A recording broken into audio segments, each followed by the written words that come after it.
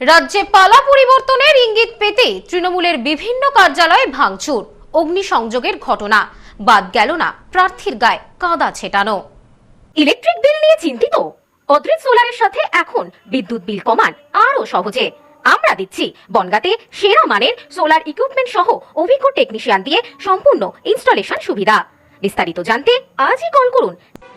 রাজ্যে পালা পরিবর্তনের ইঙ্গিত পেতেই গণনা শেষ হওয়ার আগেই রাজ্যের বিভিন্ন প্রান্ত থেকে অশান্তির ছবি উঠে এলো সামনে। দীর্ঘ 15 বছরের শাসক তৃণমূলের রাজ্যে বিজেপি দল। গত 23 এপ্রিল এবং 29 এপ্রিল রাজ্য জুড়ে 294টি বিধানসভা কেন্দ্রে ভোট গ্রহণ হয়। ফলতা বাদে এদিন অর্থাৎ 4 মে ভোটের রেজাল্ট গণনা হয়। এদিন গণনা শেষ হতেই দেখা যায় রাজ্যের বিভিন্ন জায়গায় অশান্তি, গন্ডগোল এবং ভাঙচুরের ছবি। এদিন দক্ষিণ দিনাজপুরের তৃণমূল নেতাকে অস্ত্র দিয়ে মাথায় আঘাত করার অভিযোগ উঠেছে। এছাড়াও চোপড়াতে তৃণমূল অফিস ভাঙচুরও করা হয়।